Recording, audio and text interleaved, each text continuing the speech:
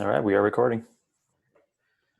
All right, guys, welcome back to the Fitness and Philosophy Podcast. My name is Robbie Gustin. I'm here with OPEX Fitness founder James Fitzgerald. James, how are you doing today? I'm great, thank you. Good. How's your summer been going over the past couple weeks?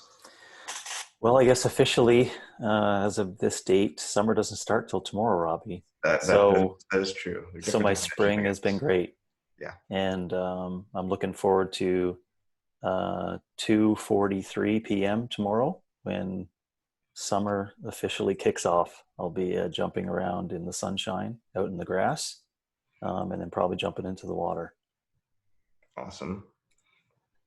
I'm just curious. In Canada, was so obviously in the U.S. there's kind of a Memorial Day to Labor Day unofficial definition. In Canada, is there a similar type thing, or is it just June 22nd when it gets going?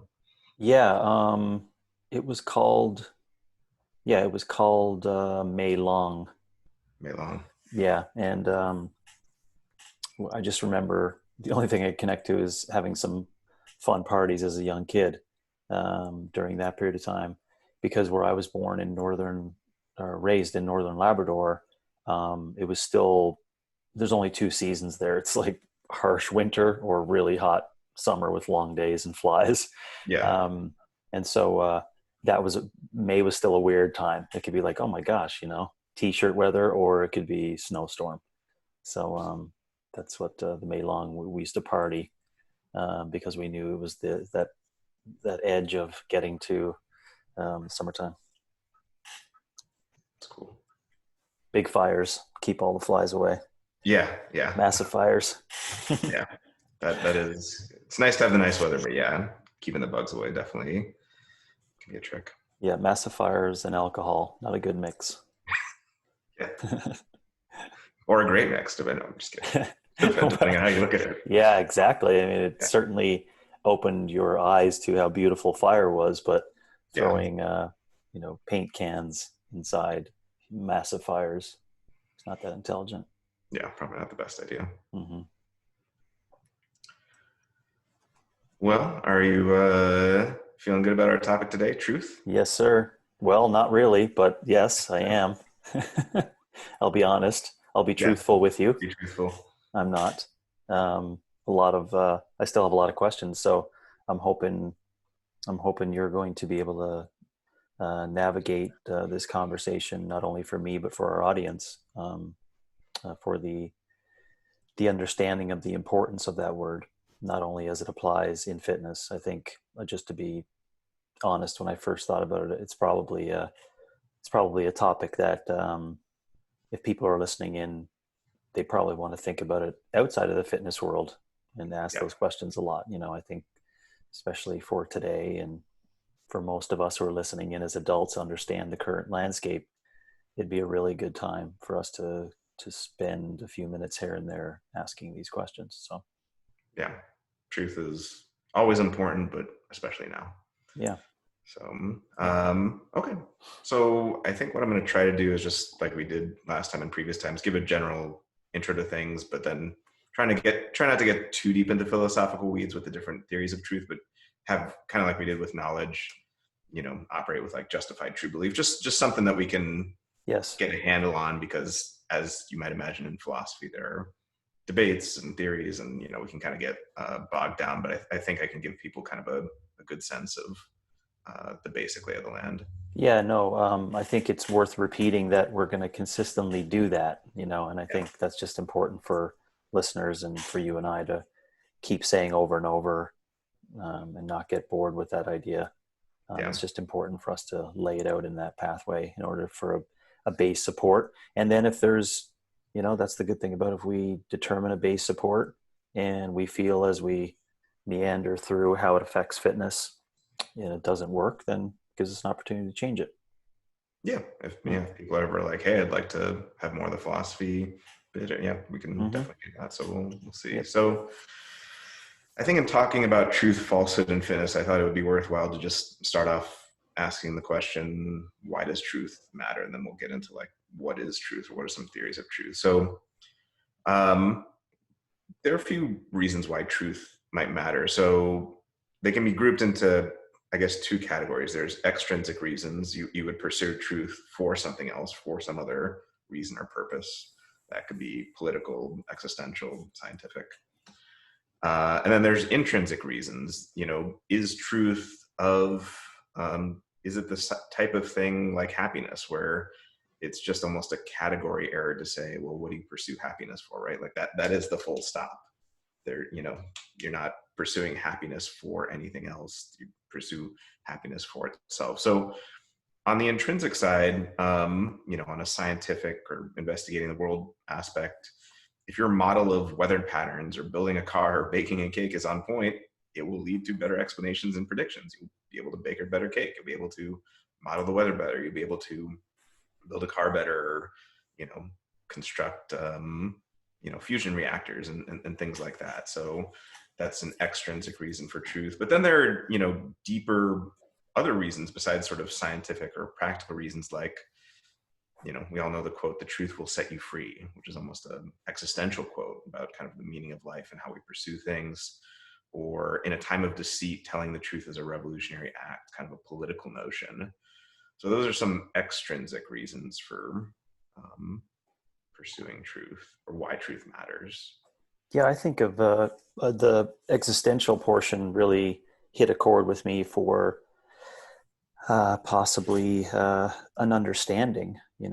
I think truth may get at possibly like a little insight into an understanding as to why we do what we do.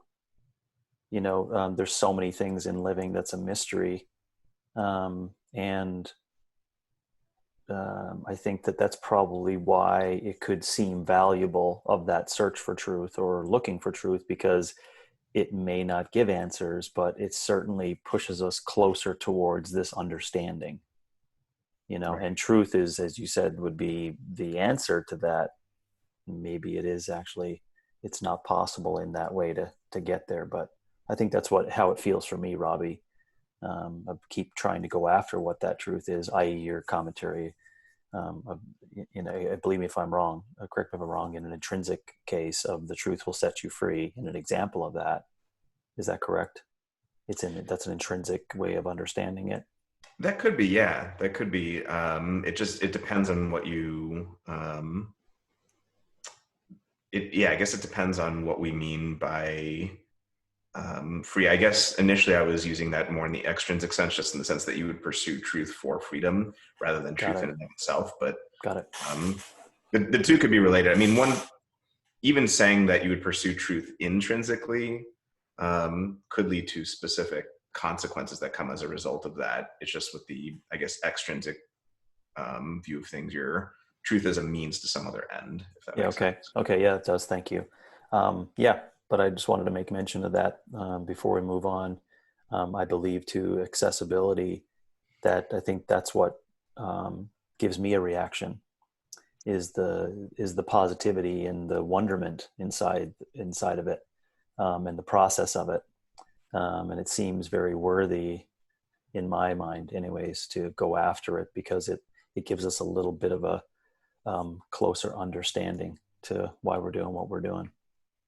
Yeah, and I didn't have that listed here, but I think it's an excellent point. Like, one issue you always run into with the discussion of truth as well, that's really at the end of inquiry or something like that. It's like you're only going to ever really get to it like when we stop investigating things or something like that. So sometimes people ask, well, if we're not at the end of inquiry, why is it worth pursuing? But I think you brought up a good point, especially in the existential kind of meaning of life case. Like, maybe that pursuit just in and of itself, even if we're just grasping at little tidbits that are eventually part of the bigger tapestry, like there's something in that journey, even if we don't have the full capital T truth. Yes. Yeah.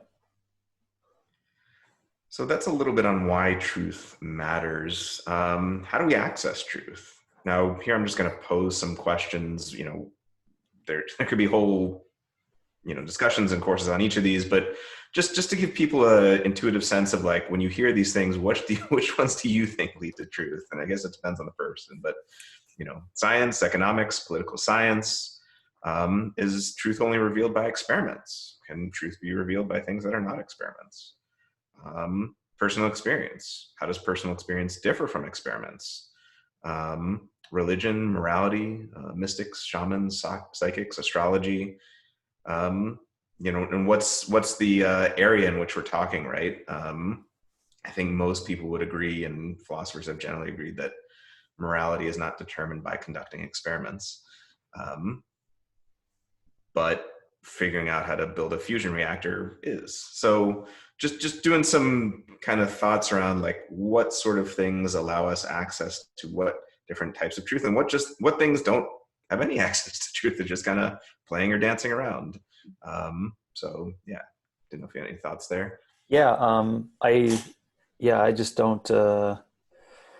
I personally probably have had not enough time spending on the thought process around it, I think. But as soon as you said experimentation, um, I do, I do lean more towards um, the experimentation or the practice of living in the human experience that does get us some truths. So my gut reaction, Robbie, is that yeah, it's not experimentation alone that's going to get there.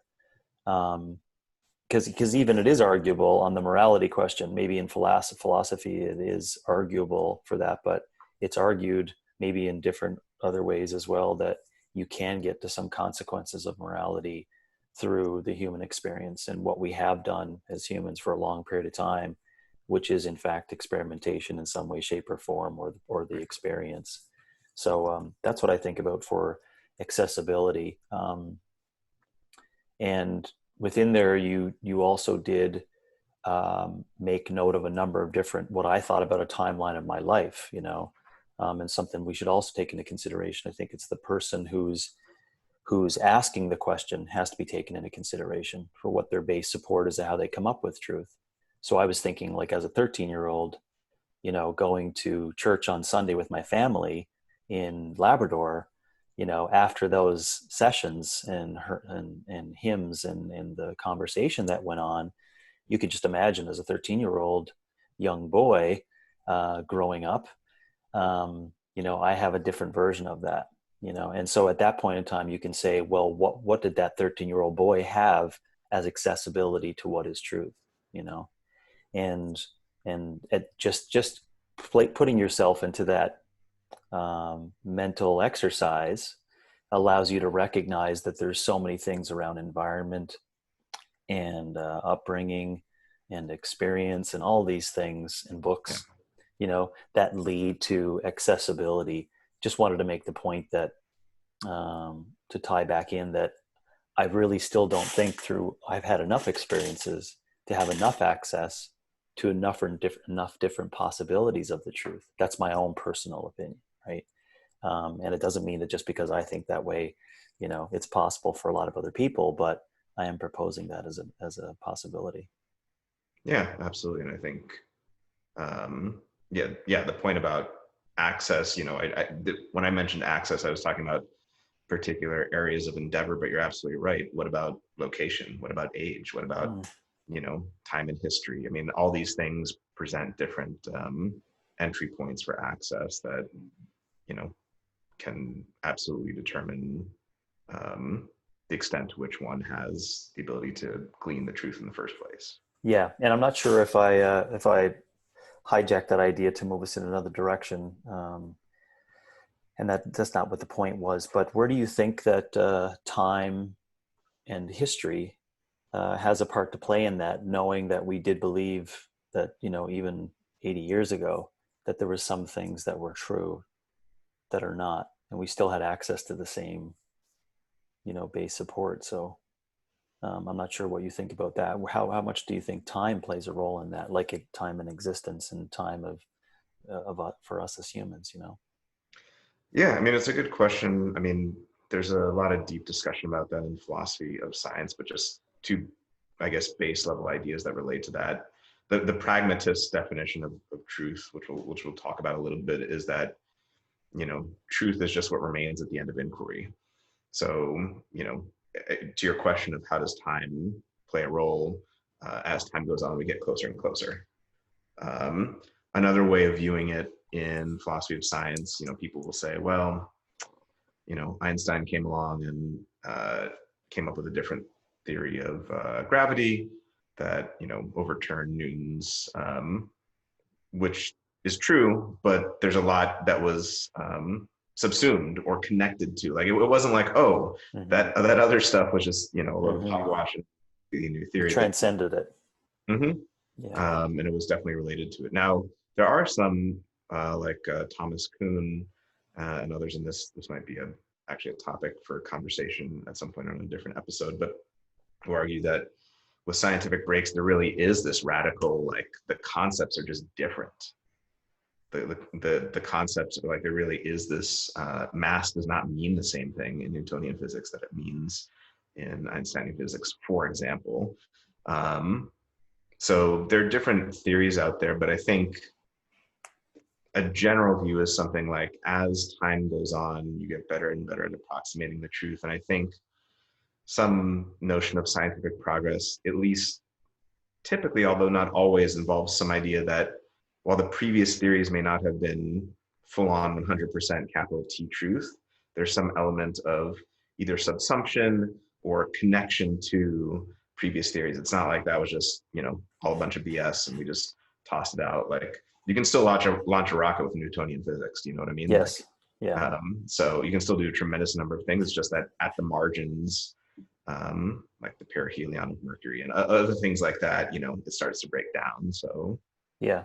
I can see that being helpful as we move into some truths inside of fitness, because we certainly, I think, using other areas of industry and economy and technology, it goes right side by side with fitness, that those other things always did exist in a different way.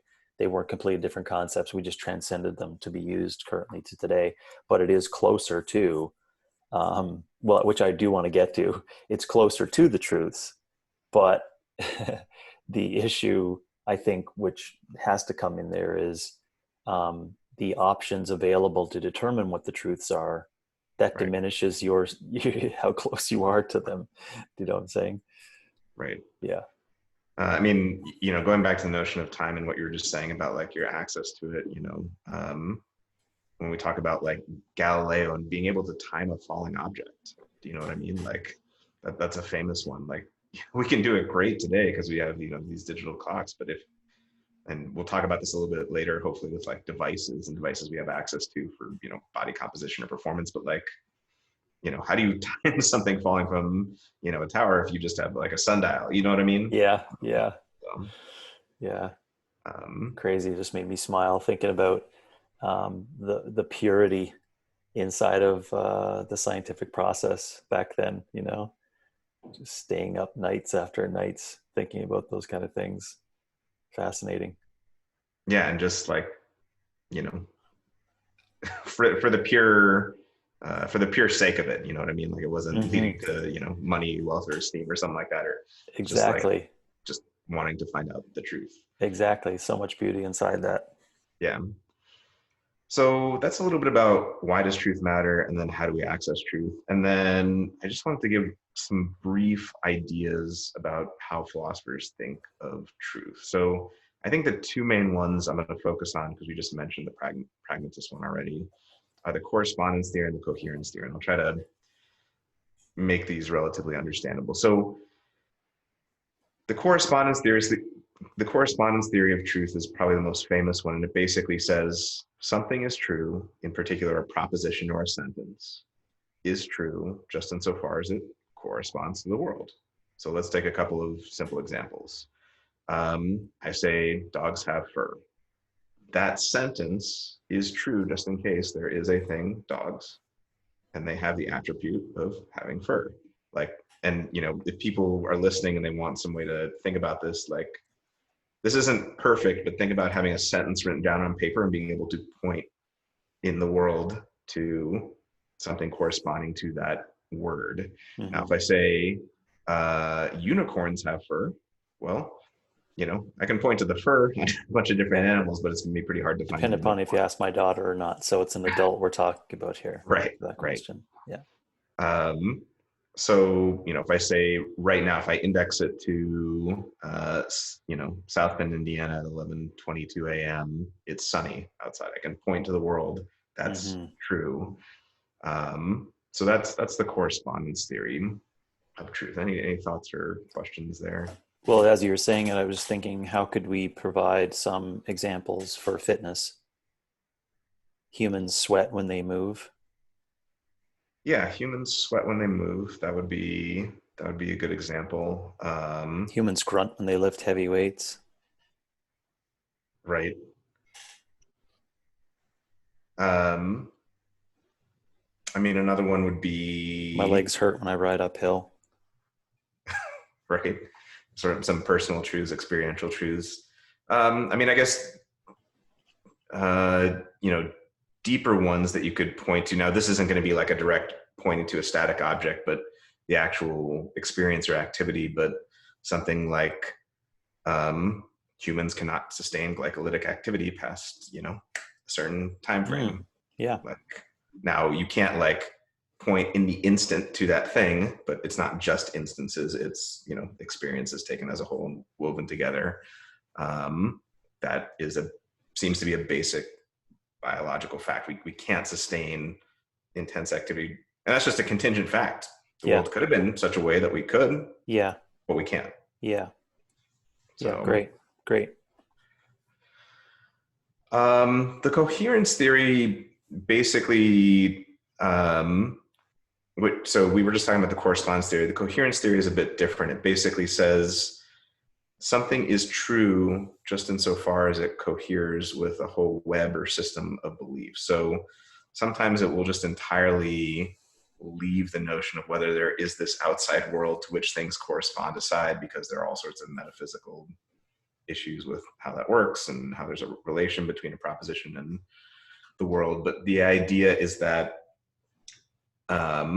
a belief is true just insofar as it coheres with an entire web of theory or a system of beliefs, and it is false just insofar as it does not cohere with those other beliefs. Now, what coherence is, gets tricky.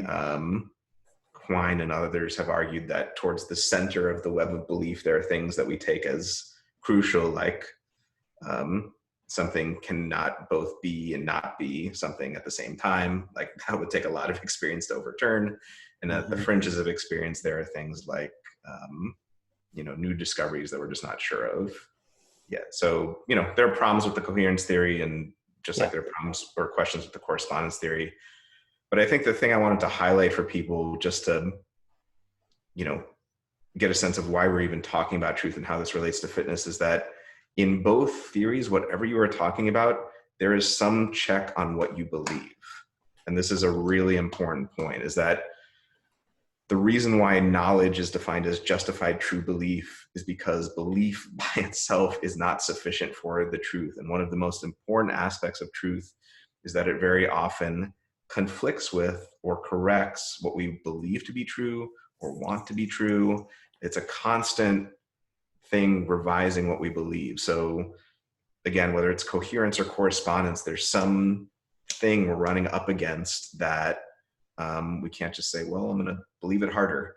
You know what I mean? Like that. Hmm.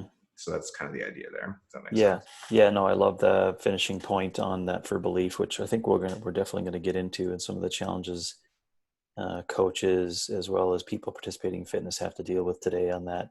But I also thought about with the coherence theorem, how that probably was the case in numerous tribes many moons ago, Yeah. of what they, everyone believed in it, and they took a probably hard stance on, you know, the Earth's flat and doesn't rotate around these celestial objects, and I'm sure they really did. There was like hundreds and hundreds of years and many generations where every human person, Homo sapien, that was upright in that tribe in that period of time really did believe, and Right. that was true.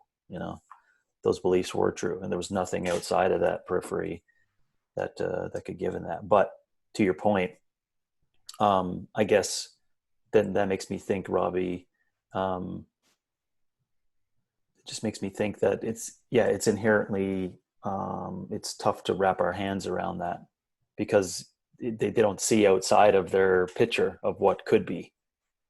Do you know what I'm Yeah, saying? I And that mean, kind of, yeah, that's a good point. I mean, yes, one has to wonder sometimes, like if there is a coherence theory of truth, and as you're mentioning, there are these, we're and maybe are tribes that kind of have this coherent system of beliefs within the experience which they're um, enmeshed in. How does that jive with, well, but we know other things to be true that don't fit into that? Well, I think, there can be issues here that people could bring up, but there's something like saying, well, when properly exposed to, modern scientific methods or learning about physics or biology, what have you, that web of belief that they had is now going to be tested. And you're going to have to ask, how do those beliefs cohere with these other beliefs? And maybe the beliefs they end up having end up being different for ours, but then again, maybe not. Like Quine famously argued that whenever we do an experiment, we're not just testing one single proposition, like human beings can't do glycolytic activity for a long period of time. We're testing the entire web of belief each time. hmm.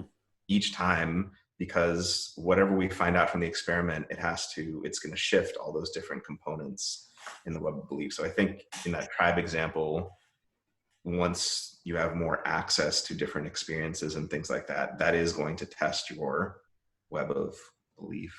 Yeah, yeah. And just as you were saying it, I'm not trying to tie this into current states of fitness, but maybe individuals can think about that, about having an open mind and just ensuring you're not inside of a tribe, and asking questions, those bigger things that these 1,000-year-old tribes did fall prey to, of being inside a bubble and not asking questions like, well, what do other groups believe? Because there's a 1,000 people participating right now in the slow method, or doing a pneumatic pressure circuits for curves, and that tribe believes in something completely different for Right. fitness in their experience, right? And they could all be in there for 8 years straight, 4 times a week. And so it's just important for us to recognize, for all of us to keep asking those questions open-minded wise, so we don't just fall prey to that. Yeah, no, I think that's a good point. And I think now there are debates about this, but one aspect of what you're bringing up I think is important to highlight is, people will say something defective, truth is one. So, or singular or such and such way. And, going back to the point you were making, if someone really thinks they have access to the truth, well, it should be able to survive subsequent experience. If you're like, well, in my own little bubble, I'm getting the verification I need. Well, let's really test it. Get out of your bubble. Let's do it Mm-hmm. in a bunch of different bubbles and or outside of that bubble and see, because truth is going to be, again, what's out there at the remainder of, or at the end of inquiry. It's going to be what has survived these different onslaughts of reality, Yeah, as it yeah. were. Mm-hmm. Okay, super. So I think the only other minor things to say before we get into the fitness part are just, The pragmatic oh yeah, yeah. pragmatic So definition, which is the real definition. yeah, so pragmatism. So for those who aren't familiar, pragmatism was a sort of school of philosophy in the early 1900s, particularly in America, late 1800s, early 1900s. William James, Charles Sanders Peirce. Um, the idea here, again, the coherence theory and the pragmatist theory, part of the reason they gain traction is because as much as we'd like to say there's this objective world out here that either our beliefs match or they don't, there are lots of kind of metaphysical problems with what that even means. So the pragmatic theory and the coherence theory are almost trying to avoid that question entirely, say, whether there is or isn't, I don't know. Maybe there is, but we can define true beliefs as things that will not conflict with subsequent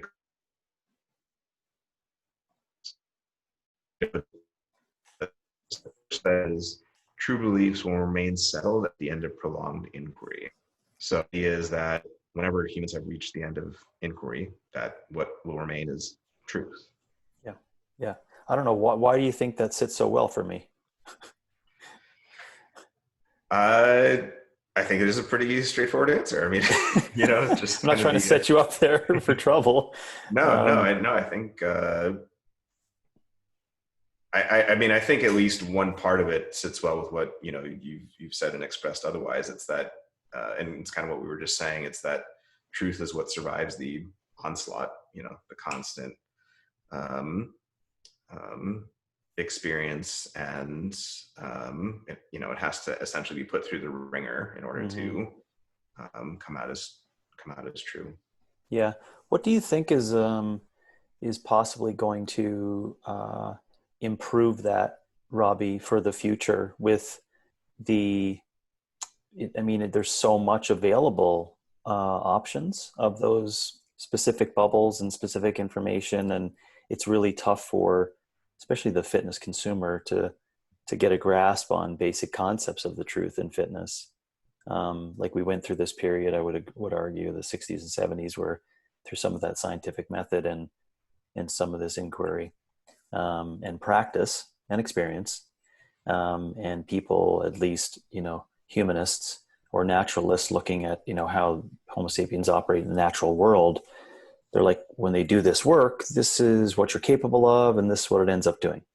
And then lifestyle changes and scientific method raises. Now we're 2020. And there's just, like, honestly, I'm just giving you a number, but I already know 37 different versions of the truth for what a fitness process would be. So if that is the case, how do you think we should navigate that in the future? Do you think, would you propose there'll be less? Do you think that this point of the end of prolonged inquiry will actually lead to chaos more so than order in terms of the constant process? There's so many factors that go into determining what is truthful for that. Any thoughts?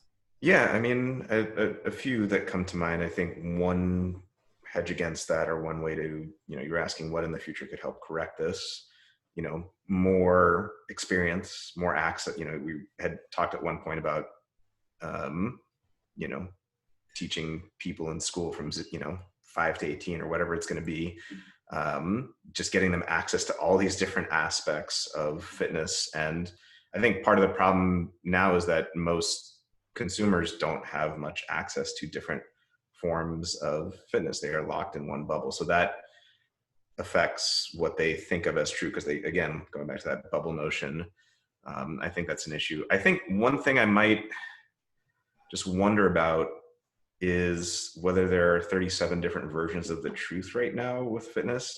There are definitely things that people are claiming will pragmatically lead you to six packs or lead you to better performance. But I think one of the most interesting things we've been discussing, and I think it's worth discussing again today, is I don't know how many fitness movements talk about aiming at the truth. Do you know what I mean? Like, yeah. And maybe they kind of say something like that implicitly, but I feel like most of them, it's really this super pragmatic, like, beach body ready. Mm-hmm. Well, is that the truth about, like, the metabolic pathways? Do you know what I mean? Like, yeah, it's something they are aiming at, something related to, but different. So it's an open question whether those are different versions of the truth or whether they're just entirely different projects that aren't even aiming in the right direction. Yeah. Okay. Well, that doesn't answer. I was hoping you're going to answer the question for me, but it does give me some hope. So I appreciate that. And I mean, you certainly have more experience in this field than I do, but and maybe this is just naivete on my part, but I personally do feel like, now again, this isn't to deny that there are a bajillion different marketing opportunities and a bunch of different modalities out there that will always continue to sprout up. But I feel like there have been these kind of steps in the right direction. We talked about, bodybuilding, and then endurance sport, and then, a lot of not so good things that came along with the high intensity movement, but some access to barbells and, people doing things of that nature. And then, what we're talking about today. So I do feel like there is hope and progress and at least in some realms, a pretty successful attempt to get closer and closer to the truth. Now, again, Yeah. maybe that's just my naivete, but No, I think there's something. I would agree that within there, I do agree that there's been an interesting social experiment for the past 25 to 30 years. And time will tell, inside that social experiment, I think the big challenges we're going to have is realizing, you know, what is currently happening. I'm just more pessimistic because it seems so obvious to me with this social experiment that it's not yielding all these unbelievable results on a whole. And there's so many things to show that it's not, which we see in disease issues, immunology, problems, obesity, etc. It's not far from the fitness landscape, right? It's not so far removed from it. So I guess I'd have to define exactly what I'm talking about in terms of the definition of success before I jump on the skeptic, side of things for that, right? But I get your point. I'm just trying to use that base support of the end of prolonged inquiry, the pragmatic concept, to get to an end result that would make sense. But I think the multiple options and the multiple ideas is actually like moving truths into multiple different scenarios that I don't think people can grasp onto because of those options. Yeah, and I mean, I think another thing, going back to your point about how does time play a role? You think about the development of physics, right? Like between Aristotle's physics and Newtonian physics. I mean, we're talking centuries. If we talk about biology as it exists today, like it wasn't that things weren't discovered before Darwin, but or Mendel or genetics, but there was a lot left on the table. So biology as it exists today in evolutionary biology form is a little over 100 years old, 150, something like that. Fitness, the study of fitness fitness has been going on, or physical activity has been going on for ages and ages and ages, but the study of it is relatively recent. So 40, 50 years. Yeah. Maybe we just have to broaden our time scale. So what you're telling me is we're not going to get to those answers when I'm alive. That's what you're telling me. That was a really nice way of putting it, Robbie. I hope I'm wrong. And that was kind. It seems like progress is accelerating, but it's entirely possible. Looking at the scale of these other things like physics and biology, it's at least possible. For sure. Mm-hmm. Maybe we're in the Aristotle's physics phase of fitness right now. Oof. That hurts. I don't think so, and I hope not. I hope it's more like Newton, but I guess we'll see. Yeah, no, but no, I agree. It's again, let's just go back to the basis of it, right? So we don't go back to episode 1 to discuss episode 1, episode 2, so that people can understand the basis for what we're talking about here when we say the word fitness, right? It's not, we're not believing it's just this diversion tactic, and we're not talking about this as this, funny form of things that we do in a gym. We're talking about it on a base support where you and I, Robbie, are aware of the fact that it's constructed for us to do, right? It's constructed for us to do. It's not something we have to do, right? It's construction that we are doing, and on that base of it's constructed for us doing. This where we come into the problems with this whole area. I'm just making this aware so people know it's intentions. It's the intentions of why you're doing that, and your background belief on why you're doing it. That's where we're coming into the stuff in my head that I have problems with, and trying to figure out how we move it to a point where people's behaviors are deep inside. That's why we talked about school and injecting minds, so it becomes like, oh, this is what you do, Right. So we don't have to do all this adult rehab of mental processes, so I just wanted to play that out again so that we know people don't think that we haven't jammed on that concept of what fitness is first. Oh yeah, absolutely. I mean, yeah, just even you mentioning that, it's kind of cool that we can even refer back to previous episodes now. Yeah. Yeah. Just that we've gotten to this point. Yes. I just listened to episode 1 again for the third time on our new Apple podcast. It was clean and it was actually quite good. It was a good learning again. A couple of points that I missed on there, so I appreciate that. Anyhow, if just to move us along, I do believe in your notes that you wanted to, and this is of interest for me, to discuss some challenges in theory around realism and anti-realism. And then we can move into some truths in fitness. Is that? Yeah. So, whereas the theories of truth, I was just discussing a more epistemological theories about what does truth consist in, or about like how do we access it, or what, I guess they can sort of be metaphysical, but they're more about what does truth itself consist in. Realism and anti-realism gets a bit more metaphysical. And when I say metaphysical, I don't mean like what used to be the metaphysics section of Borders, which is like The Secret and other things like that. Mm-hmm. That's what people think. It's more like the nature of reality, the nature of the world. So realism and the correspondence theory of truth kind of go hand in hand. So the idea is, with realism, the world exists objectively and independently of the ways we think about it or describe it. Meaning the entire world could think that, Aristotelian physics is the accurate description of things, but that doesn't change the world one single solitary bit. Yeah. And again, that really goes back to that notion of belief and truth. There's a constant dance between them, or there should be a constant dance between them, where someone's not just holding firm to their belief in the face of truth, but the idea is that the world and truth exist independently of what we think about things. Yes. Anti-realism is the idea that truth is just what can be verified. So it sometimes leaves aside the question of, is there an objective, independent world that exists outside of us?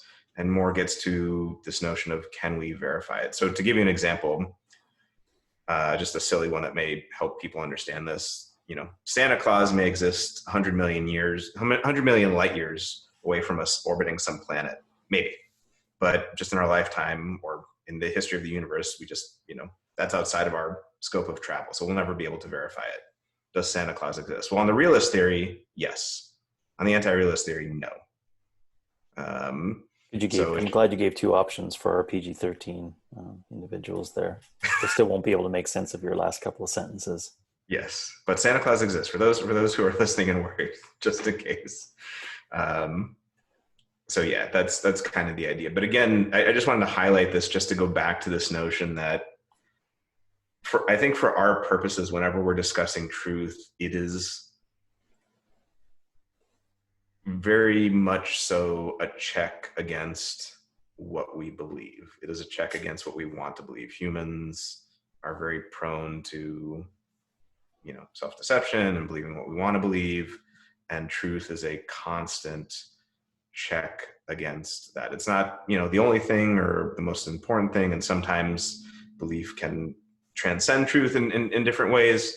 But I think for what we're discussing when it comes to fitness, that's really helpful. And I was listening to a video that Jim did the other day, and he was quoting you. I'm curious, I haven't heard you say this yet, but I can imagine you saying something like this. He was saying, if you don't have data, you're just dancing.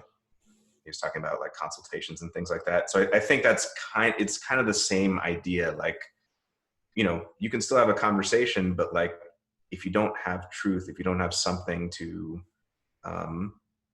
sharpen the sword against, so to speak, you're just dancing. So that's kind of the idea there. Yeah, I was thinking as you mentioned that, so thank you for that, because that really does make us think about timely things today for even the 2016 election, and what was real in identification of voters and what was real in terms of, so I like discussing that prior to discussing where it is inside truths inside of fitness. But it made me think about also how it's probably not a lot of the questions that people are asking on, not only, Robbie, did you say, you need to have a check against what we believe. But I just don't think a lot of people are taking the time to even ask the questions on where does that come from, or what is their basis of why they believe what they believe.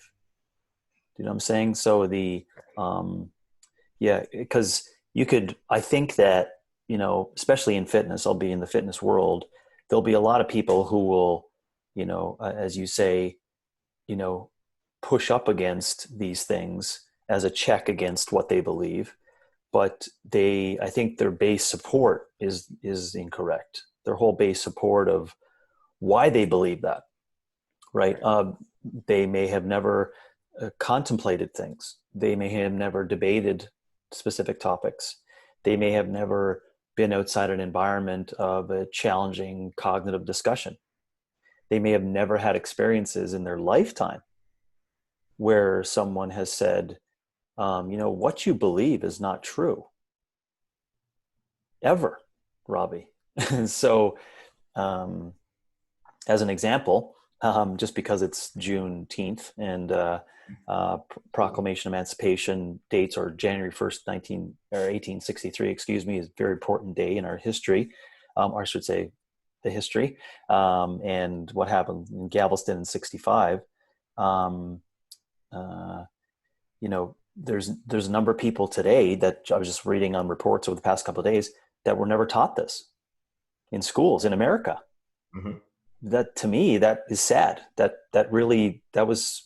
actually had an emotional reaction to that. That's so much sadness inside of that. Because I'm just thinking about the collective lack of reality and truth that people just didn't get access to, so I think it's back to your point, I think it's not only the check up against what we believe, is people not taking the time, especially in fitness, to say, well, why do we believe what we believe? Right? Why do we believe that? Where does that come from? And I think a good journey for everyone, not only just in fitness, but everywhere, is to keep asking that, as a rule of thumb.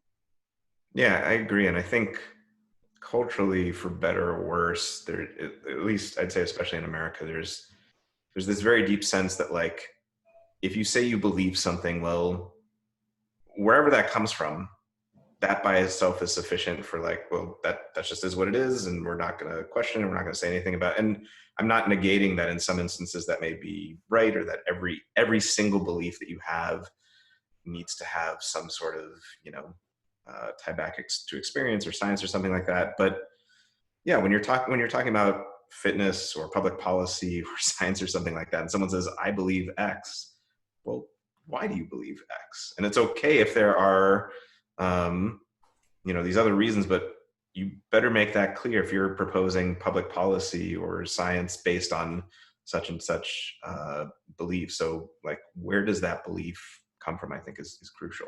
Yeah, but I think it's so important, even in a human like Nancy, for Nancy and Janice and Billy, not just for policy, but for Nancy and Janice and Billy, like, they need to ask those questions, right? I think it's really important.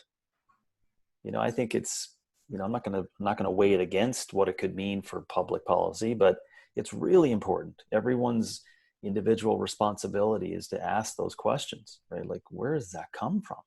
Well, why do I believe that? Right? Why do I believe that I'm going to get a pull-up in a couple of weeks? Where does that come from? Right. Where does that come from? And it should not only be on the coach's behalf to like wrap some reality around that, right? It's not just our responsibility. And we're certainly not going, well, you and I won't, and I hope people listening in won't, we're not going to blanket that with like, oh, maybe we'll be there, No, it's like, this is we've inquired about this for 40 years. You're currently in this thing, this is what your push-up looks like, 9 months. Right. It's like, that's, I just didn't, pull that out of my ass. That there's a lot to that. So, but that's what I'm saying is, Nancy, in her position, the lady I'm giving as an example here, she needs to find an opportunity to ask those questions. Why? Yeah. Why do And I believe that?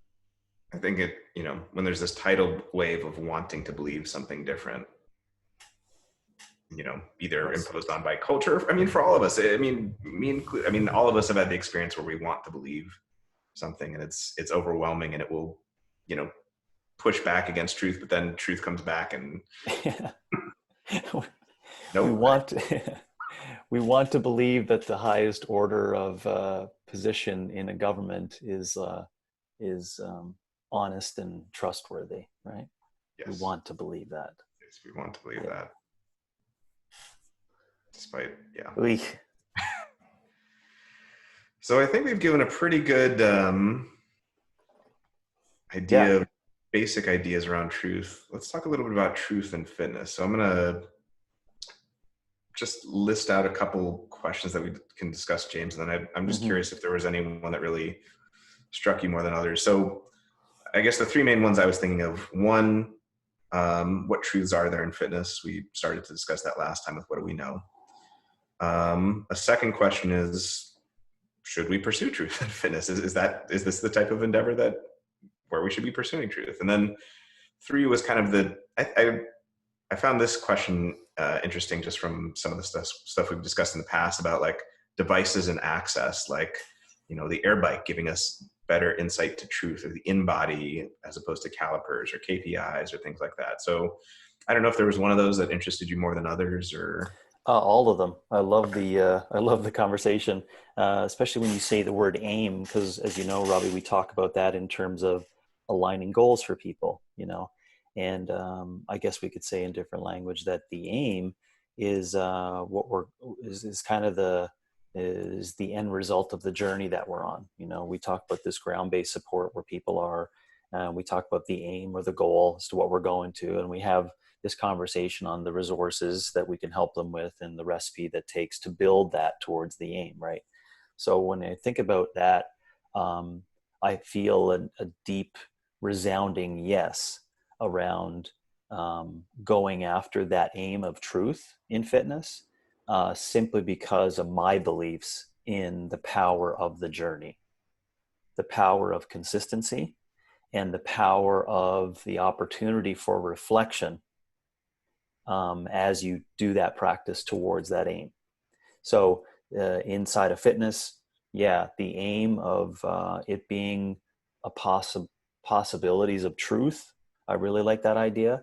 I do, and I could say, unequivocally that most do get to some concepts of truth when they do, set their sights on that. I would say, Robbie, that the language is not their search, just because it's used so incorrectly. But when people don't start with me, I'm like, we're searching for the truth. That's not the first. That's not Right. the first day, right?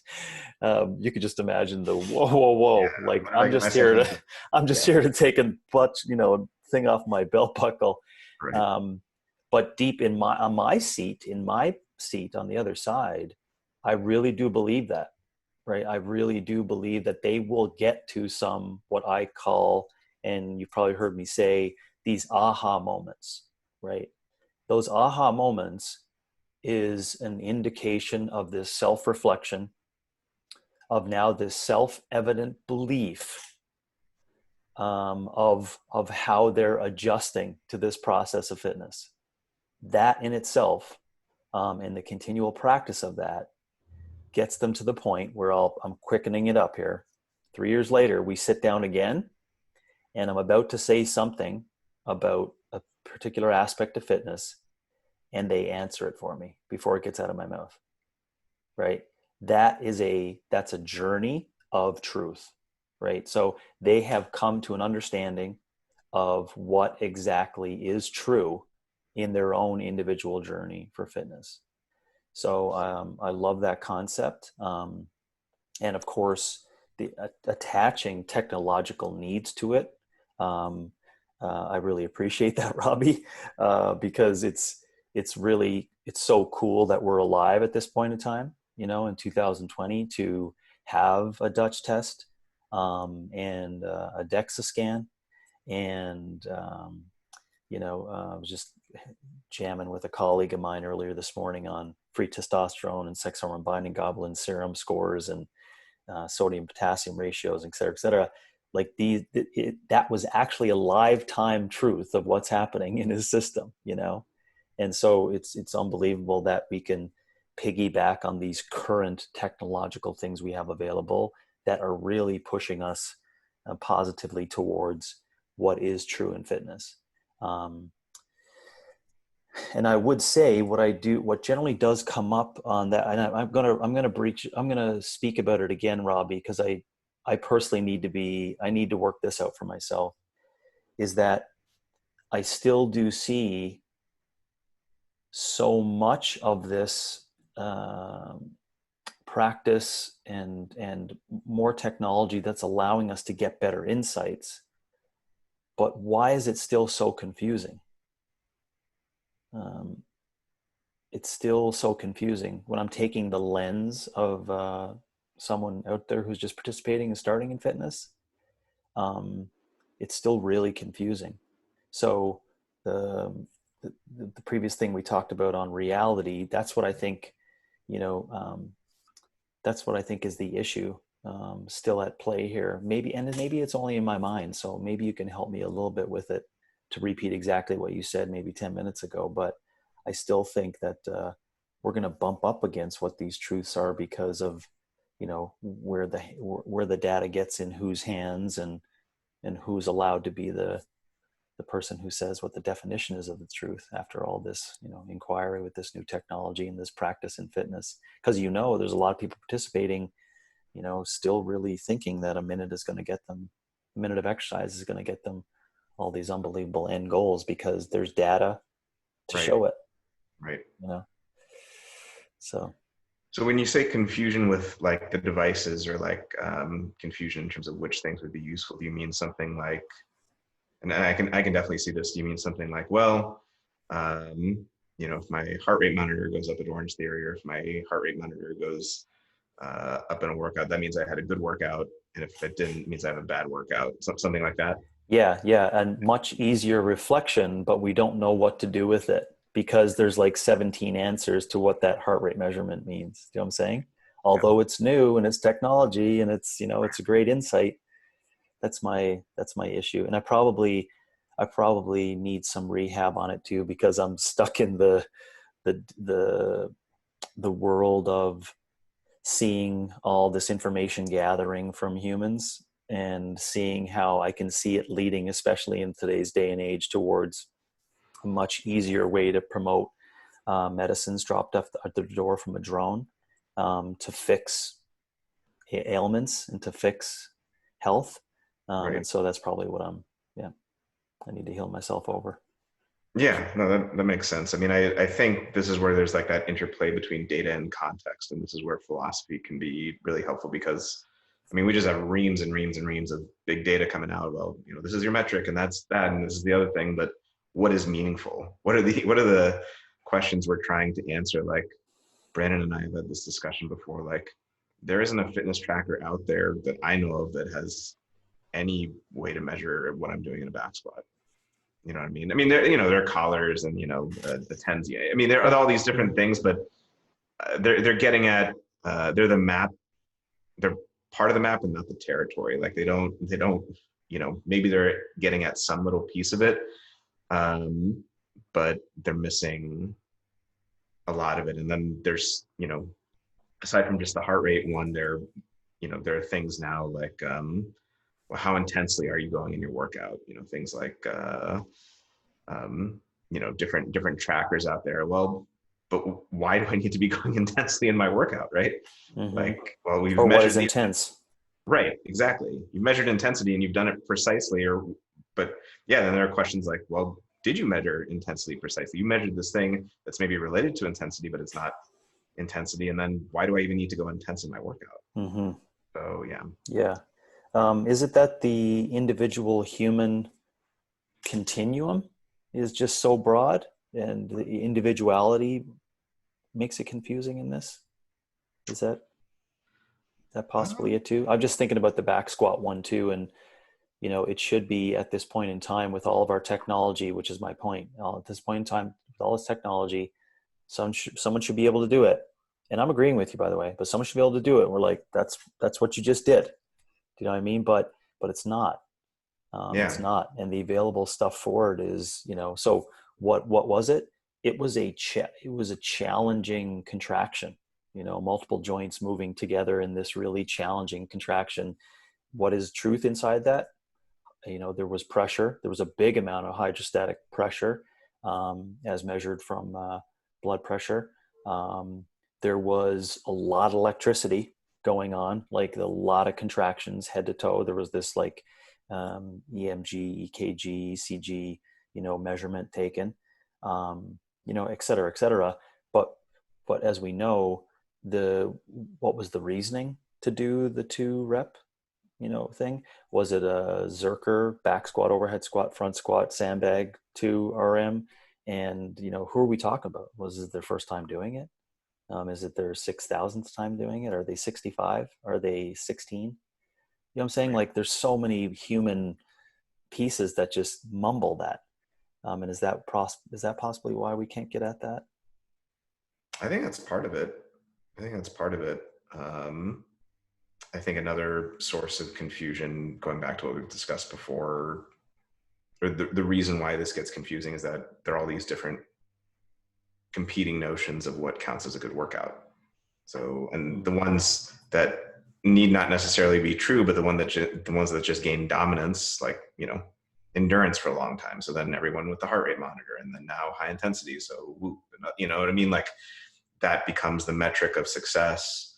And it's not to say that it doesn't provide valuable data, but I think to me, it seems epistemologically that might be what's contributing to the confusion for the average individual, is that I don't know what I should even be aiming Mm-hmm. at. I Mm-hmm. don't know what I should be trying for. And I don't know how to measure that. Yeah.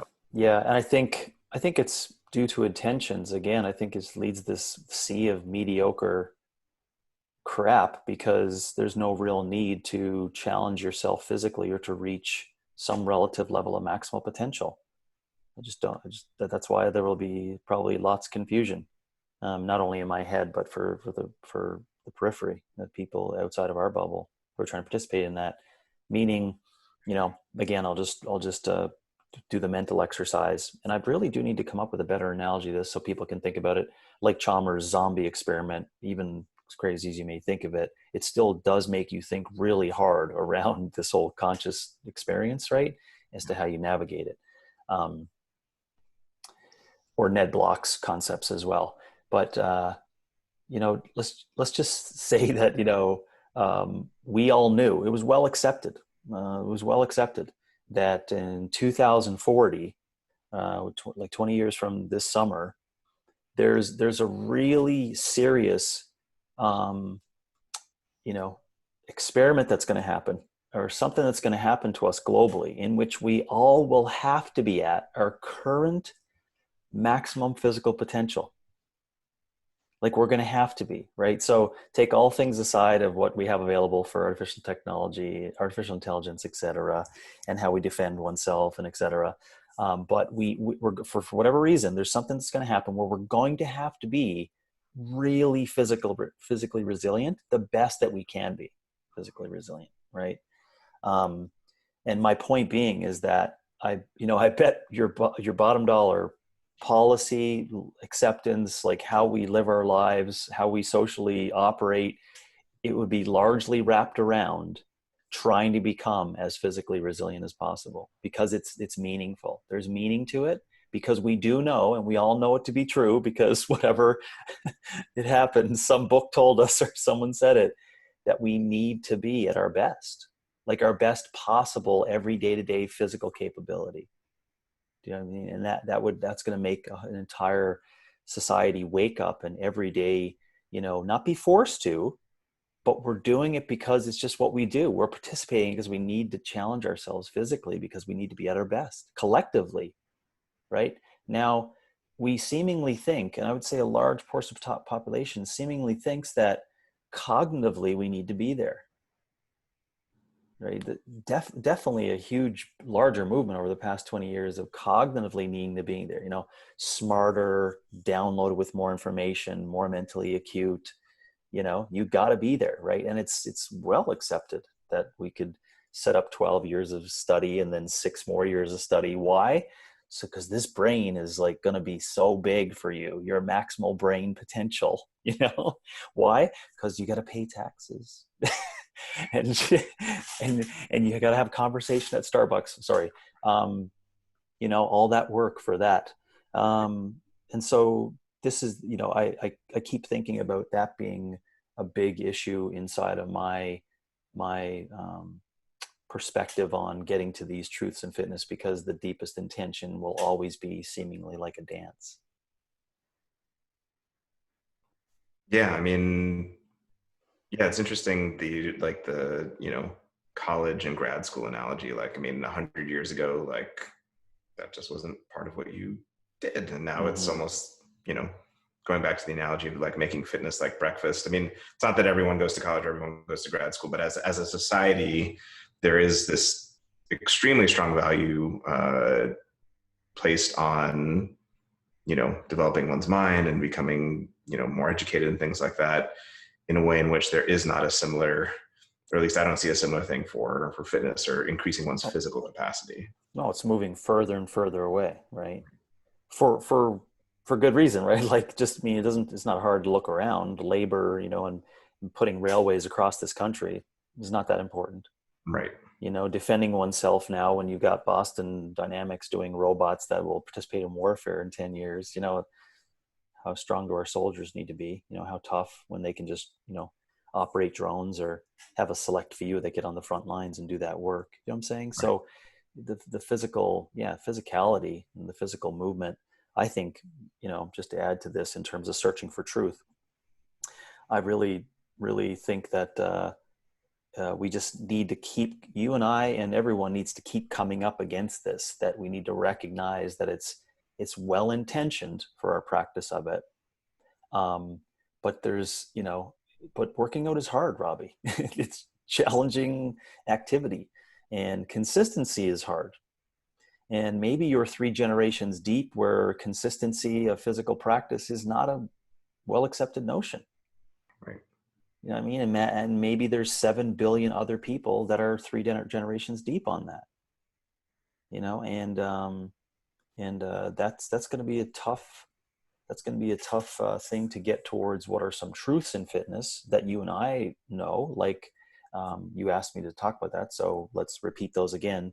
Where I said, the iron never lies, and sometimes there's these truths in fitness of your physical capabilities that give you an indication of a truth. Like, what's your physical capability? Well, try a pull-up. You can't do one? Well, that's a truth. You can do 0 pull-ups, right? That's a truth. You don't have the physical capability for it, but you attempted it, and your brain remembered what it was like to try to attempt it, right? So it's this adaptation of that stress response that creates an opportunity for you, i.e., you're being an exemplar now in the practice of searching towards the truth, right? You're getting closer and closer to that pull-up, but it's these biological adaptations that is a truth in fitness, right? Like, you will practice, you will find a limitation in what your capabilities are. That's a truth, right? And then you're going to practice and learn. Now that becomes a truth, because you start seeing how the learning and the practice leads to you getting to that one pull-up that you were attempting. That right there is the story of the practice inside of fitness. What am I capable of? Where do I want to go with it? And how do I learn? So what you're capable of in physical assessment is a truth. And then the learning process of motor control and et cetera is also a truth. And the third truth, which I talked about last time too, is that under a timeline in your life, area, you will always have to do an adjustment up against what your current potential is, meaning that there'll be enough available sources of energy for you to do really cool shit with what you got to work with. And then over time, those absolutes will get lower. So in a lifetime, maximum physical potential is a truth, right? That is also a truth. And how we know it's the truth? Well, there's been 100 million people who tried to deadlift more at 95 and they couldn't, so, Right. hey, okay, well, that's a truth. There's something inside of that. So I'll just start there with some of those truths. And also, I'm looking for you to comment too on the foreground information I had there on us possibly getting to some of those truths and the issues with it, because the intentions are just not well aligned on why we're doing it, besides the mass confusion as to what is truthful. Yeah, I mean, so I have a couple of thoughts. So one, going back to I was just thinking as we were discussing it about like, okay, well, this value is placed on education. Why isn't it placed on physical fitness as much in our society? I think part of the reason, so there is one wing of or one group of people, I think, rightly, that view education as a good thing in and of itself. But a huge part of the reason that so much is placed on that is, doctor, lawyer, businessman, going to make more money, right? So, and there is not a similar thing for physical fitness. Now, there is if you want to become an athlete, and for people who do want to become athletes, we've seen this in athletics. I think we talked about it on a different episode, like Specialize Now, and like, really, get into it. But physical culture, as we're talking about it, just exploring your own physical potential, there's not much money behind it. Now that doesn't mean it's not worth pursuing. It absolutely is worth pursuing. And it's probably more worth pursuing because it's not related to money. It's intrinsically valuable. But just getting to your question of like, well, why isn't that value? Just from a descriptive perspective about the state of the world, I think that's at least part of it is that. I think another part of it is what you were mentioning, it's hard. Running up against the truth repeatedly is hard. Running up against your own limitations is, constantly is hard. Now, that's not a reason, that shouldn't necessarily be a reason not to do it. But I think that, in terms of factors that push against what we're trying to advocate for, I think descriptively, those are a couple that are maybe in the background that we have to think through ways to, overcome those. Yeah. I think another area too is for 30 years, there's been no, besides just the sport performance access, there's been no real good connections to physical participation outside the sport realm. So because the sport realm and the jock system is put in there, it has bled into physical education inside the schools now that are largely based upon everyone becoming LeBron James. Right. So, and that's a fact. That's not an incorrect statement, right? So maybe you're somewhere in a school where it's like, no, we do Rudolph Laban movement analysis and everyone gets to move freely, et cetera. In most cases, that's not it, right? So that's another area. I think what's pushed up against it is people are looking at it like, why would I participate in physical education at age 5? I don't want to become LeBron James. That's a good point. That's a good point. Why should you want to become LeBron James? I would also say, though, too, that learning math is hard. To your point, physical challenges are hard. Learning math is hard. My daughter is learning the guitar, learning the basics of the guitar, which is very interesting. One daughter is doing it by learning riffs and then working backwards. And the other daughter is learning it because she likes it by open and close chords of B, C, G, like where her fingers play, so I'm saying, but both of them are hard methods, right? But you see, it comes down to, and just take the young child's brain out of the picture.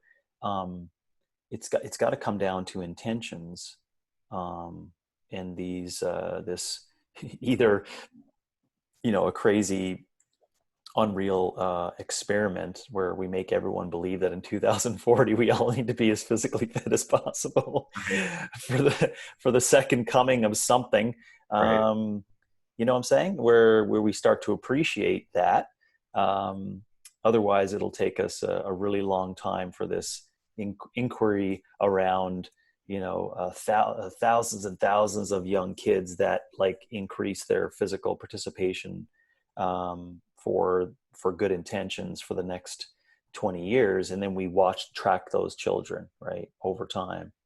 And we start seeing, great thoughts and great lawyers and great teachers and et cetera. And why? Because they had a great base support of understanding these truths in physicality from a young age, you know. Right. And now they're not up there. Like I would say the majority of humans, adult humans, think of fitness as a fix. They think of fitness as folly towards being a LeBron James, or they think of fitness as pleasurable to chase away pain or to get rid of pain, right? Pain in their lifestyle or a diversion tactic around something, you know, or possibly it's just something that you do. Why do you go to fitness over there? Oh, that's what everyone does. You know, it's like, okay. So I think that's just some points to add to going after this whole base support of trying to figure out what is true in fitness and what is really worthy is quite challenging today because of those deeper intentions. Yeah, I agree. And I think that's why the work of, what we're discussing is, I think, so important, because even though what I listed descriptively are reasons why, as a matter of fact, physical fitness, just physical culture isn't valued as much as it should be. Like, what we're doing and what we're discussing and teaching these types of things ends up being really important long term, because it starts to shift intentions around things, and it starts to hopefully shift the conversation in such a way that um, there's a more positive outlook, and people view fitness as something that's an important part of their life, the same way improving their mental capacity is part of their life. When you mentioned that, I was thinking kind of in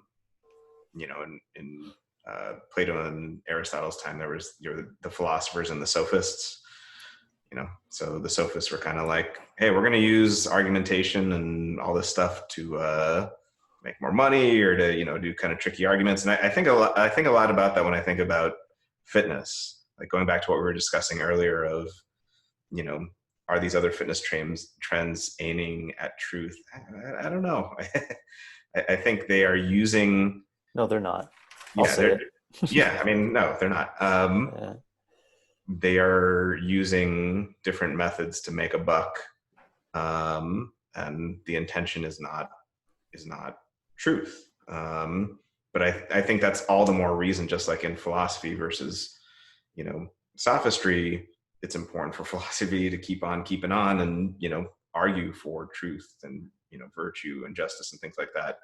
I think in fitness it's a similar type thing where we should be advocating for correct intentions behind things, and for having truth be an aim of fitness. It's not just incidental to fitness. It's not like I'm just looking at this one randomized placebo-controlled study to justify my belief in Orange theory as a system. Do you know what I mean? Like, yes, multiple experiences and multiple ways of looking at things to get at truth, whether that goes with what you believe or not.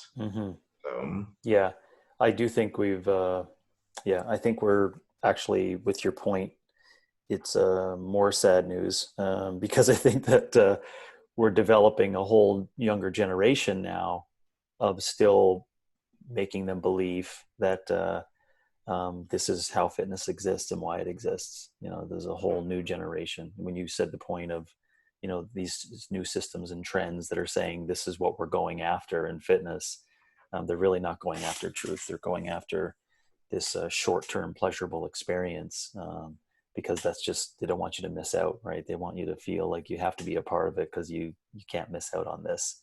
And again, that's incorrect intentions.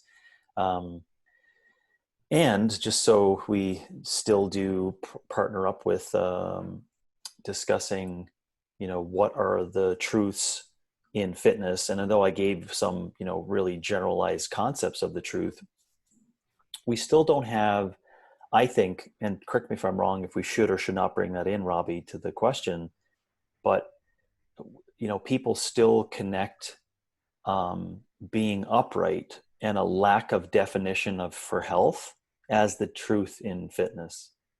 So I'll just give you an example, because Donald Trump is a specific color and his hair is here and his doctor says this is what his scores are. You get my point. Like, why even have the conversation around the president's level of fitness, right? He was able to accomplish all these things.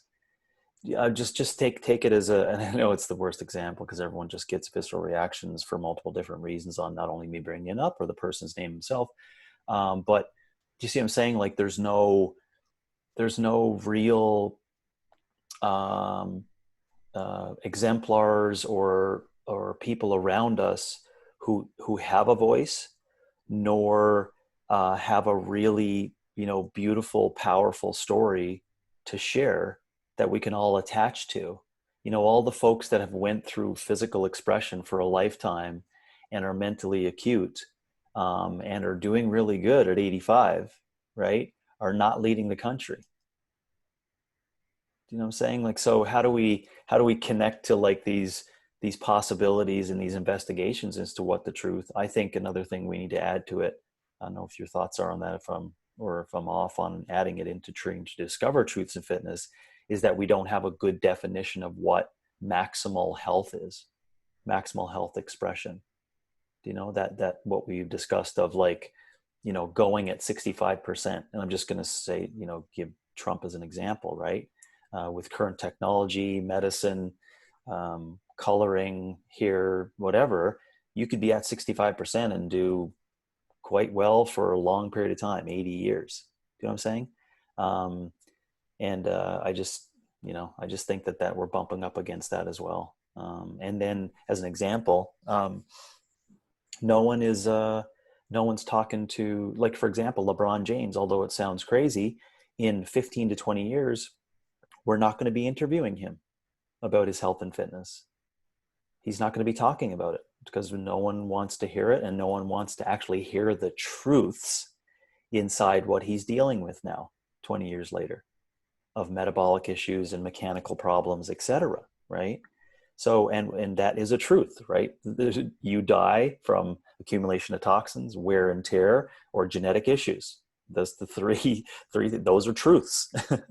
So I'm not sure if you have more thoughts on that, on how that gets in the way. We don't have a definition of what, health and success of health is, so that we can say, well, fitness is a medium that you participate in to get to these levels of that, to make it somewhat, to change up the intentions, change up the alignment of that. You know what I'm saying? Yeah.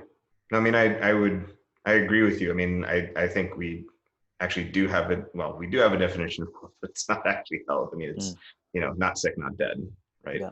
Or Yeah. no symptoms, not sick, not dead. Yeah. And just, we've discussed, and as they talk about in FDN and other areas, there's a continuum of wellness, and we think that health consists in not being sick and not being dead. And I don't know what Trump's fasting blood glucose is, but unless it's it's in that definition of health, unless it's above 125, hey, you're rocking it. You know what I mean? Mm-hmm. But how do those things, like you were mentioning, how does someone's fitness or blood sugar level affect their cognitive abilities and their ability to do things that they need to do? I mean, if someone has constantly fluctuating blood sugar, that is going to affect your cognitive abilities, and that's going to affect your ability to do the things you need to do. So Yeah. those are some initial thoughts on that. Yeah. That's the issue, is that it's the relative cognitive ability, right?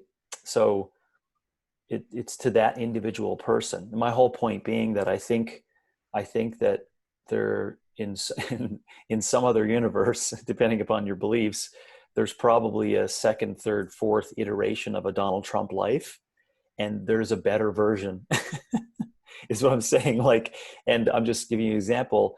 There's a better version possibly because of something happened in that third dimension Donald Trump lifestyle that moved him towards a higher appreciation for his relative level of health.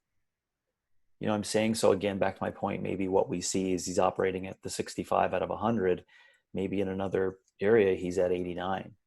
And so this is where it comes into discussing, people will say, yeah, but, he wrote a book and did all these things. It's like, yeah, but he's not even at his potential. That's my point, is that there will always be this, these thoughts alone. That's it. They're just thoughts and theories. There's no truth to them. But I just think there's no real reason for us to go after, our max potential, each human's max potential. There's no real reason for it. And we know there isn't, because we see how many people are excited about the maximum athletic potential, So we see that inside the max athletic potential, people have these unbelievable experiences in what are truths, because they push up against what their physical limitations are, right? And they sometimes even overtake that, work emotionally and cognitively. They move actually beyond what they're capable of, right? That's an unbelievable human experience, right? Now, but it doesn't mean, it doesn't mean that we have to overcorrect that and now push it into the periphery of health by saying, oh, you see what these athletes do? This is what you need to do for your ultimate health and fitness, So we're stuck in this really weird zone of not wanting to become an athlete, not wanting to push the athlete narrative. We're trying to push this vitality narrative, not health, but a vitality narrative. But vitality is not that exciting. That's the crux. That's the issue. And our drive to tie back into the truths in fitness, our drive towards that and trying to figure out what those truths are and working towards our maximal physical potential is not that exciting. And being somewhat mediocre can get you by. That's real. Yeah, and I mean, just thinking of an analogy with, ethics or the pursuit of justice or truth, like a lot of these things aren't sexy. I mean, just, in line with what you're saying in fitness, it's not as sexy as being LeBron James or, Tom Brady or something like that. But, living an ethical life isn't sexy by and large. In fact, very often it's going against that. You have to go against what you would want to be the case, or pursuing justice. It's the same type thing. So I think that's part of what makes it hard to pursue, but that's also what makes it important. Just because it's hard doesn't mean it's not important, and it is important. And I think being able to communicate that effectively and explain to people why that's important is a big part of generating that cultural shift. But as you said, it takes time when there are these deep-seated beliefs very much going the other direction. Yeah, all the while knowing too that it will take time, especially to today, where people feel they need to be socially accepted, right? Or they need to even feel like the majority would feel, and we know this from data of on using social media experiences, that they feel that they need to be a part of it. Like that's the social construct, right? If you're 12 years old today, you got to be on there. You got to be on TikTok. You got to be on Snapchat. You got to do this, right? That's just, do you know what I'm saying? But Yeah. 70 years ago, there was no access to that. So there's a whole different belief at that point in time. So I'm just mentioning this as to, where our beliefs come from, for that, trying to align what is good within fitness. We really do believe we may have to do these things only because it's socially set up for us today. And I'm only mentioning that because I want to make listeners aware of the fact that we do know this is going on, right? Like why people are doing that. So yeah, is truth the aim in fitness? I would say it would be a great goal.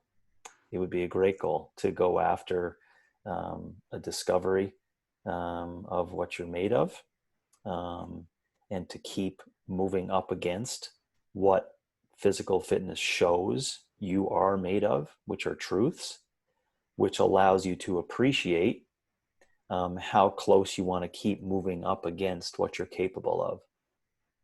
And inside of those practices of searching towards the truth and moving up what you're capable of, I think it's going to unfold this, like it's going to hit you so often.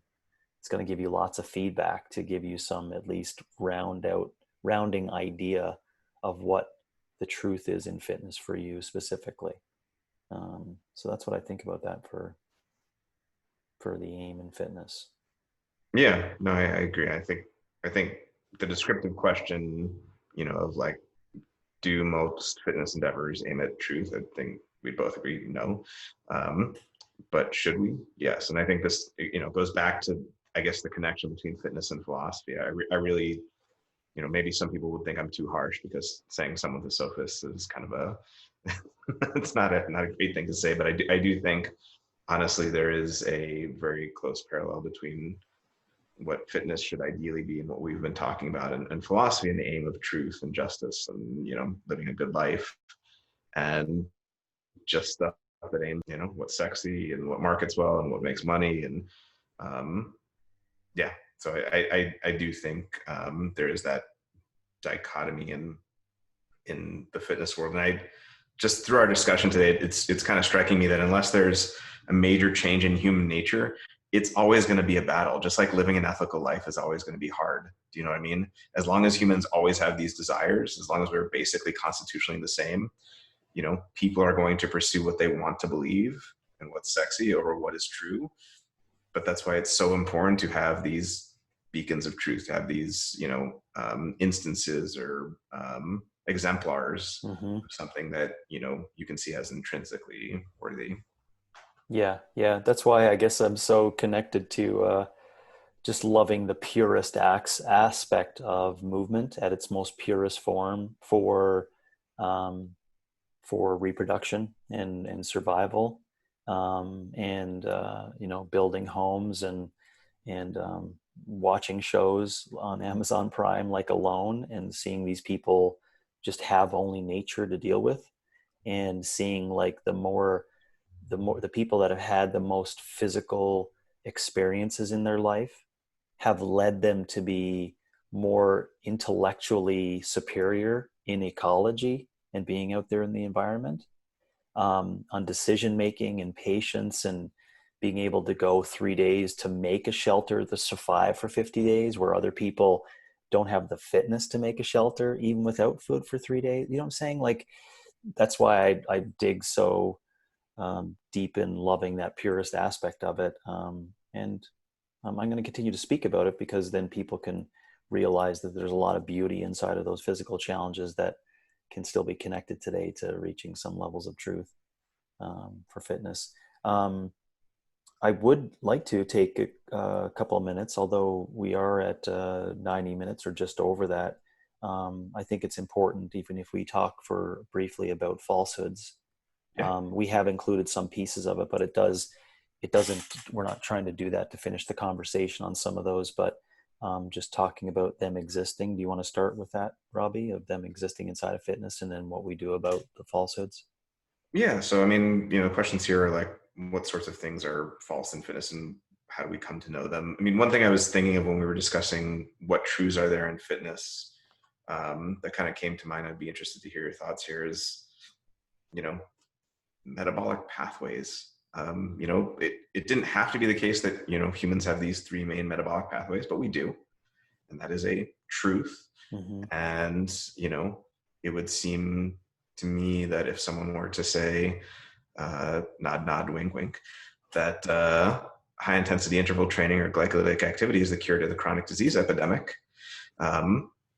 which I've heard before, Mm-hmm. that would be missing something. Do you know what I mean? Like, Yeah. there's Yeah. that's bumping up against what we know to be true. It's not that the glycolytic pathway isn't worthwhile and can't be used in certain instances, but no, it is not Mm-hmm.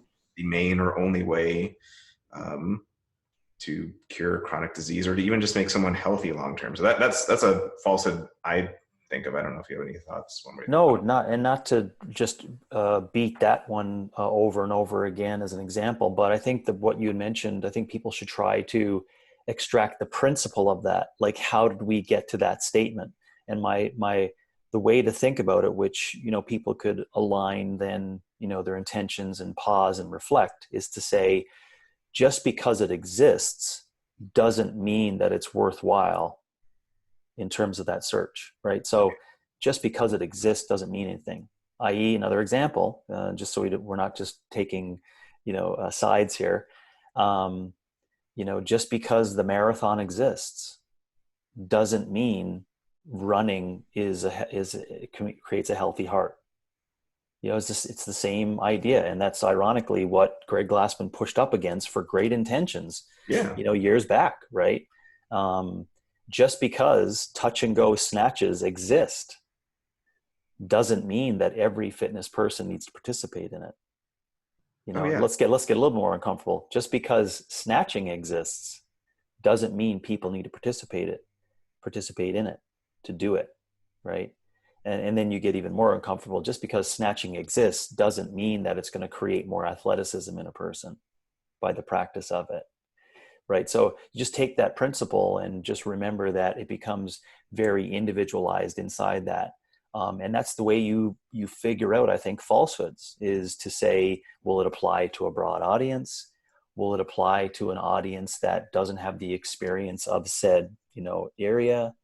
And then you'll come to your own conclusions on it. And I think if you were given, Robbie, in your facility 225 members who came to your facility being like, listen, we know the glycolytic pathway exists, but I know I need to be strong enough to do it. I know I need a good aerobic system to recover from it. I know that it may lead to some cortisol junkie shit. Saying, imagine if 225 people came to you with that. So I think that's how it will allow not only our listeners as coaches, but listeners as fitness participants to say, just because it's there doesn't mean that you need to do it. How we come up with what are those truths, though, and what are the falsehoods in fitness? This is not the only answer, but it's an experiment. It's a long-term experiment of people practicing with these things, right? That's what I said. It's been a beautiful social experiment for 20 years of saying, like, let's just do this intense shit and see how long we can hang on, right? And there's a number of people that couldn't hang on. So if that is a fact, then that's a truth. That's how you and I come to that statement, that the long-term exposure of this perceived middle zone shit is not good. It messes you up, like Jerry's chicken, Kenny Rogers' chicken in Seinfeld. It's going to mess you up. But how do we get to that? Because the glycolytic pathway existed. There was tremendous white paper evidence that would show its effectiveness in the metabolic output. There was tremendous I could go on and on of all the power to that. And it still holds to today, right? Like I more recently just produced from OPEX Fitness another article I wrote years ago on high intensity training versus doing resistance and aerobic stuff only. And it still creates this visceral reaction in a whole lot of people, because I'm essentially saying just because that exists doesn't mean that it's effective for what you saw was a truth in fitness, So I think it has to be applied in a really professional, well thought out manner.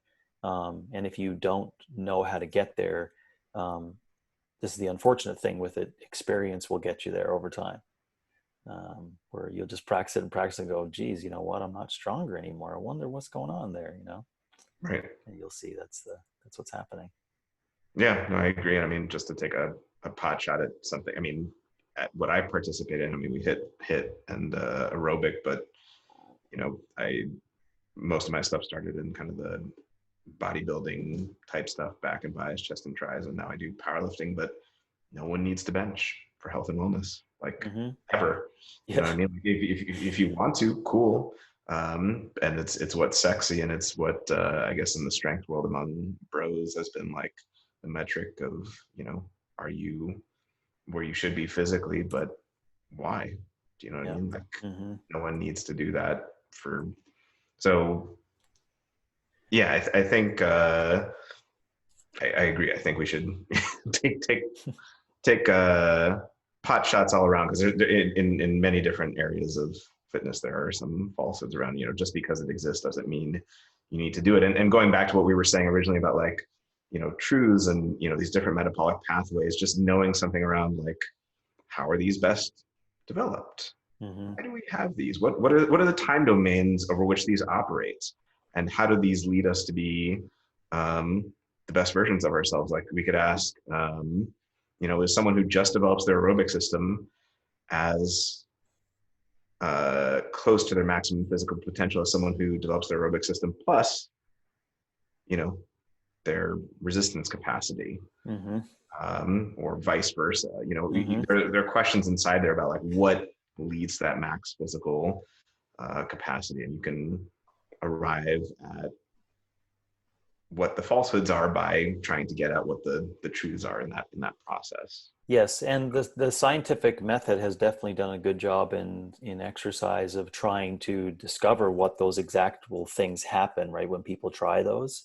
Um, but you've got to go further than that, and it has to be still what I believe, like the issues that I have with, especially a lot of the nutritional science stuff, is the proxy that's used, or Alec would say, I guess we could say, is their definition of them taking that information and then carrying it over to living is that they were just trying to lose weight or not get cancer. Right. Do you know what I mean? So, and that can't be the only reason why we use that base support for nutrition interventions. You know what I'm saying? Yeah. But we don't turn our back on how positive what things we got from it. It's the same thing inside of exercise science, right? We use the exercise science stuff as a base support, but there has to be this human experience element and a clear definition as to what we believe in as the highest order version, right? And that really is consistency, pushing up against your limitations, consistent physical challenges, and really doing what would be considered in some people's minds a meaningful life is doing constant adjustments, just adjusting to like how things are, because constant adjustments is insight to awareness, right? The process of that is an awareness. So yes, it sounds very woo woo to say it, but it will raise your consciousness, your level of awareness, the more you participate in physical challenges, because it's constantly giving you feedback, right?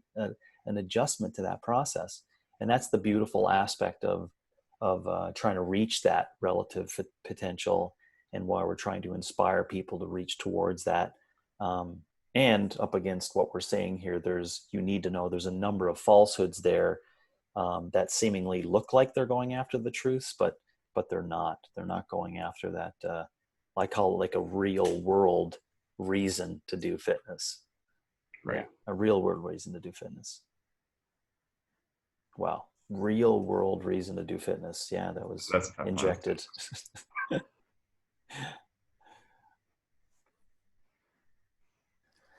And areas that truths that coaches need to know, as well as clients.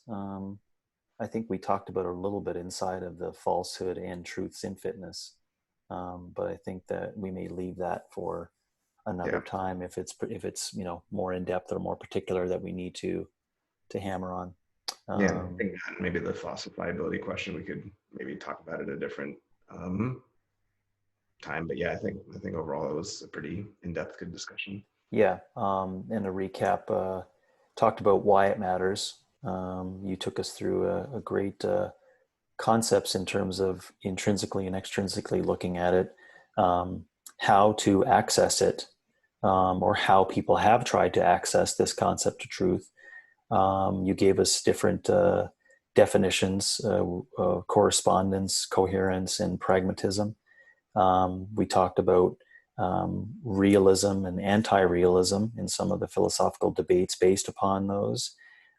You kept us reminding us that you want to have a constant check on your beliefs as you go through this social experiment of trying to come to some truths, right? Keep asking those questions. I reiterated by saying, keep asking why you ended up believing what you believe, to help you.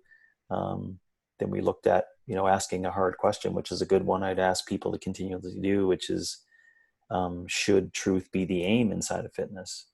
And we wrapped our brains around that one, discussed some falsehoods inside of fitness. And yeah, I think that was a good jam on that topic. Yeah, I agree. And I think just based on kind of what you were just saying a moment ago, to really, I guess, wrap it up and link fitness with truth. Like if we were saying truth is that which, is the constant check against your beliefs, fitness is kind of the physical version of the pursuit for truth in a certain sense, because every time you pick up a barbell, every time you run, anytime you do a workout, you are checking up against, what you think will be the case or how you think you'll feel. And then reality is revealed to you as you engage in that experience, as you're, fond of pointing out. So I think it really is that physical expression of finding truth, as opposed to, I mean, and it has a relation to the intellectual as well, but it's that physical version of that. Yep, the physical expression, awareness. This is helping me define fitness better, which is good. We'll come back to that episode 1 and episode 2 over time and redefine that a whole lot better. So I appreciate it. Oh, no problem. I'm like each time we talk, I'm just getting broader and broader views of things. So it's awesome. Excellent. Thanks for today. All right. Thanks, James.